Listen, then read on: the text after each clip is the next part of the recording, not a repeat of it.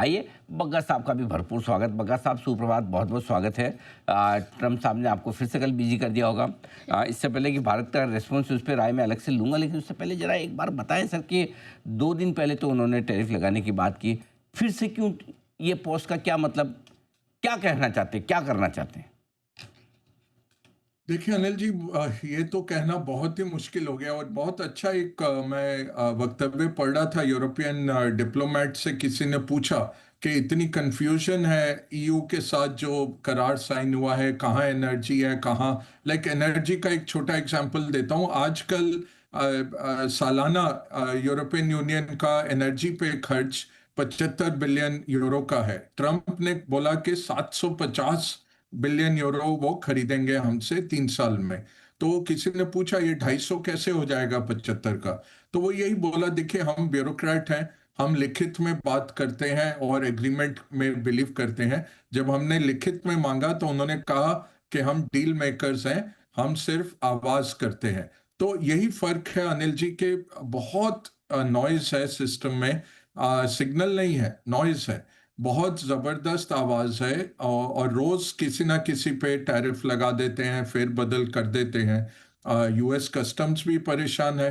In fact आजकल अगर आप प्रिंटिंग तो ज्यादा लोग अब पढ़ते नहीं हैं, सब कुछ ऑनलाइन ही चला गया, बट प्रिंट मीडिया अगर पढ़ें, सारे विख्यात फाइनेंशियल जर्नलिस्ट यही लिखते हैं कि मैंने इस टाइम पे ये लिखा है जबकि टैरिफ इतने थे। क्योंकि जब तक वो प्रिंट में आएगा और आप पढ़ेंगे उसको, अगर 5-6 घंटे भी हो गए, कुछ भी बदल सकता है। तो ये भारत के साथ फ्रस्ट्रेशन है ट्रंप का। बट भारत से ज्यादा प्यूटिन के साथ इनका फ्रस्ट्रेशन है, क्योंकि इन्होंने कहा था 48 घंटे में मैं यूक्रेन रशिया का युद्ध रुकवा दूंगा। पुतिन ने इनको घास नहीं डाली। अब फ्राइडे का उनका नया डेडलाइन है पुतिन के लिए कि आप बंद करिए युद्ध, नहीं तो हम सेकेंडरी टैरिफ आपके साथ जो ट्रेड करते हैं उन पे लगा देंगे। अच्छा, बहुत बड़ा इसमें से है चीन। चीन के ऊपर तो कुछ कर नहीं पाए। पिछले हफ्ते स्टॉकहोम में बातचीत हुई, उसके बाद कुछ निकल के नहीं आया, और भारत को फिर पकड़ रहे हैं। और अभी तो वार्निंग है, बट फ्राइडे की अगर डेडलाइन जाती है वो अहम रहेगी। तो फ्राइडे शाम को हो सकता है कि कुछ सेकेंडरी टैरिफ भारत पे घोषित कर दें ये। बग्गा साहब, कैसे देखते हैं आप जिस तरह से ट्रम्प की इस धमकी पर भारत का रिएक्शन आया? शायद पहली बार ही भारत ने एक ढंग का ऑफिशियल बढ़िया रिएक्शन दिया है।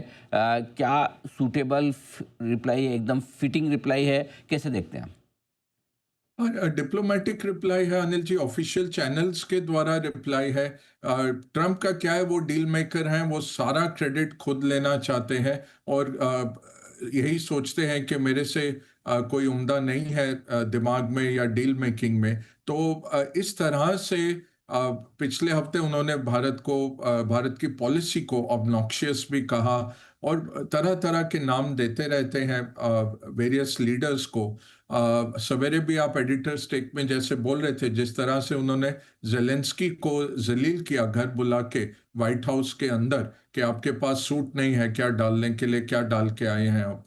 और इस तरह से, और फिर अब उनकी तरफ से वो भारत जैसे स्ट्रैटेजिक अलाई को, जिसकी ग्लोबल स्ट्रैटेजिक पार्टनरशिप है यूएस के साथ, और चाइना के तोड़ में भारत का बहुत अहम योगदान है एशिया में। नहीं तो चाइना पूरे एशिया में अपनी धौंस जमा लेगा। तो ये रिकग्नाइज्ड है यूएस में कि इंडिया एक डेमोक्रेटिक मॉडल ऑफ डेवलपमेंट है, एक इकोनॉमिक मॉडल ऐसा है जो फ्री एंटरप्राइज बेस्ड है चाइना के कम्युनिस्ट मॉडल के सामने। तो इंडिया का सक्सेस बहुत अहम है दुनिया के लिए, डेमोक्रेसी के सक्सेस के लिए, कैपिटलिज्म के सक्सेस के लिए, फ्री मार्केट एंटरप्राइज के लिए। ये सब समझा हुआ है अमेरिकन ने। बट जिस तरह से ट्रम्प पुरानी दोस्ती को खत्म कर रहे हैं ये रशियन ऑयल की बात लेके, आप पुतिन को संभालिए, आप पुतिन पे सैंक्शंस डालिए, बट आप भारत पे कैसे सैंक्शन डाल सकते हैं? चीन पे कोशिश की है, चीन ने मुंह तोड़ जवाब दिया है, कुछ निकला नहीं। वहां से 255% टैरिफ लगा दिए थे चीन पे, उसको घटा के 30 पे ले आए हैं खुद ही, और उसको भी कह रहे हैं कि ये हमारी बहुत बड़ी हमने विजय प्राप्त की है। उल्टा ये शिकस्त है अमेरिका की। तो भारत ने बहुत अच्छा जवाब दिया है, फैक्चुअल जवाब दिया है और ऑफिशियल चैनल से दिया। जो फॉरेन सेक्रेटरी हैं, जो आप कह सकते हैं सबसे अहम ब्यूरोक्रेट हैं भारतीय डिप्लोमेसी के, उन्होंने भारत का पक्ष रखा है और बहुत फैक्चुअली रखा है। कुछ उन्होंने वैल्यू जजमेंट या इमोशन नहीं करी।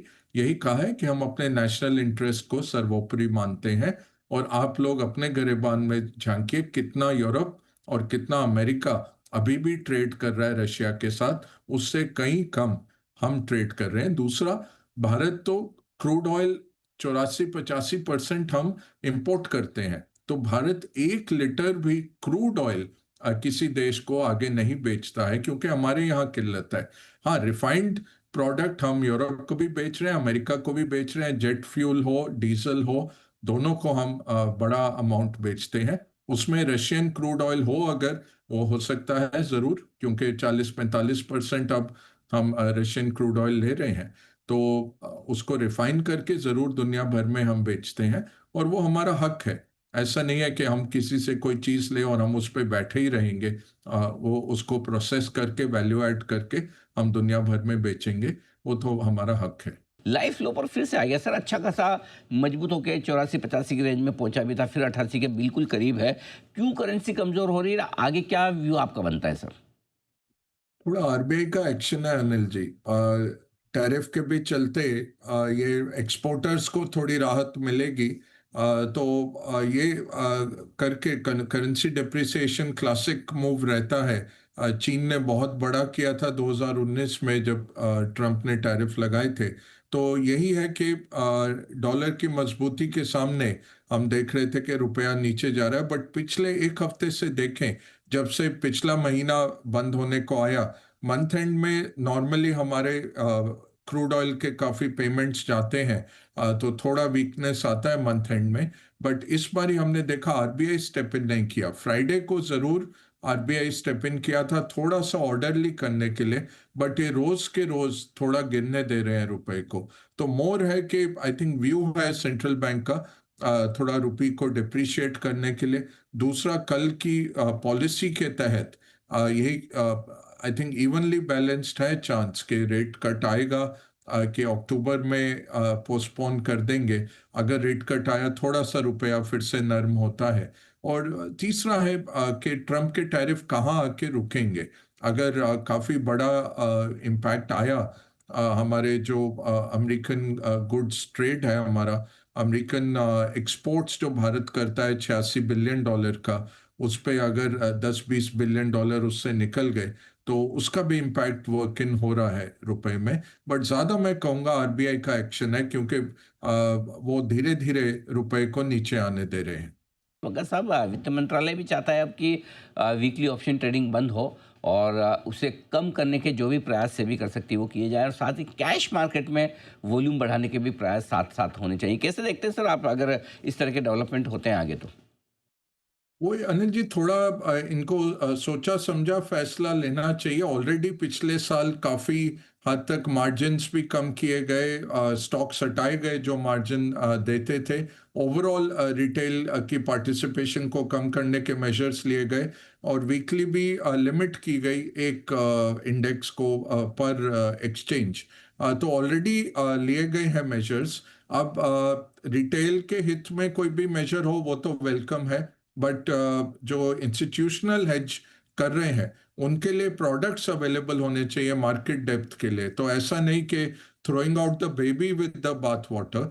और टैक्स बढ़ाने की जगह टैक्स घटाने चाहिए, क्योंकि आजकल क्या हो गया है, सारे फीस अगर आप लगा ले, सेबी का फीस, एक्सचेंज का फीस, कैश मैनेजमेंट का fees, STT, GST, IGST, stamp duty, सब चीजें लगा लगू के अगर आप देखें तो बहुत भारी भरकम एक बोझ हो जाता है इन्वेस्टर पर भी, ट्रेडर पर भी। और सेबी के सरकार के बहुत अच्छे पैसे बन रहे हैं एसटीटी से। तो ये देखना पड़ेगा, अगर वो वॉल्यूम्स कम करते हैं, सरकारी खजाने को भी नुकसान होता है। तो ये जरूर देखना पड़ेगा उनको कि अगर ऑप्शन वॉल्यूम्स कम करते हैं, उससे बेहतर रहेगा कि अगर रिटेल निवेशक को आप कुछ लिमिट लेके आए कि इस लिमिट से कम आप नहीं एंटर कर सकते, ताकि कुछ हजार रुपए के साथ जो निवेशक आते हैं और 100% कैपिटल लूज कर देते हैं, और ये ऐसे लाखों निवेशक हैं, तो उन सब को अगर बचाया जा सके वो बेहतर रहेगा। इसमें कमिटीज बैठती हैं अनिल जी, जरूर वो और एक्सपर्ट्स होते हैं सारे, जरूर सारे सिनेरियोज का वो देखेंगे, क्या फायदा है क्या नुकसान है। बट यही है कि बोझ बहुत है टैक्स का और बाकी चार्जेस का, कहीं आप ऑफसेट नहीं कर सकते इस बोझ को। दूसरा, अगर कोई भूले भटके बना भी लेता है कैपिटल गेन्स, वहां पे भी सरकार खड़ी है, short term long term gains इतने हाई हैं, तो वो घटाने की बहुत जरूरी है, जरूरत है, क्योंकि मार्केट को हमें प्रोत्साहन देना है, लॉन्ग टर्म इन्वेस्टिंग को प्रोत्साहन देना है। जो एक साल के बाद निकाल दिया गया लॉन्ग टर्म कैपिटल गेन 0% का, वो 0% लाया गया था जब एसटीटी लेके आए थे, तो चिदम्बरम ने भी जेटली साहब ने भी दोनों ने पार्लियामेंट में एश्योर किया था कि कोई भी हम लॉन्ग टर्म कैपिटल गेन्स नहीं लाएंगे, क्योंकि आप एसटीटी भर रहे हैं, एसटीटी भी भरा जा रहा है, और अगर भूले भटके किसी के पैसे बन भी जाते हैं तो भारी भरकम आपको कैपिटल गेन्स देना पड़ रहा है। तो ये इस पे ज्यादा फोकस होना चाहिए, बनिस्पत इसके कि ये फाइन ट्यूनिंग करते रहते हैं हर 6 महीने में। एक 3 साल का नजरिया रखिए, रेगुलेशंस बना दीजिए, अगर बहुत गड़बड़ हो रही है तब आप उतरिए मार्केट में, नहीं तो बोले अब 3 साल हम इसको हिलाएंगे नहीं, ताकि बिजनेस मॉडल बन सके लोगों के, और निवेशकों के लिए भी थोड़ी स्टेबिलिटी रहे। नहीं तो निवेशकों को भी आप लोग सिखा देते हैं तो बच जाते हैं, आप स्पेशल प्रोग्राम करके बता देते हैं, नहीं तो निवेशकों को भी सीखना पड़ता है, भाई अच्छा ये रूल चेंज हो गया, अगले महीने से ये ऑप्शन इस दिन को होगी, ये ऑप्शन उस दिन को होगी, ये सब इश्यूज कंटिन्यूअसली आते रहते हैं। तो अभी अच्छा है, मार्केट के हित में नंबर ऑफ ट्रेडर्स बढ़ते जा रहे हैं, उनको सेफगार्ड करिए, उनका खर्चा कम करवाइए, और अगर वो पैसे बना रहे हैं तो इतना ज्यादा टैक्स उन पे मत लगाइए। बिल्कुल ठीक बात है, एकदम परफेक्ट आपने कहा कि जो टैक्स का सिस्टम है वो प्रॉपर होना ही चाहिए। बहुत बहुत धन्यवाद सर, आपने ग्लोबल मार्केट्स और इन सारे मुद्दों पर अपनी राय हमारे साथ रखी।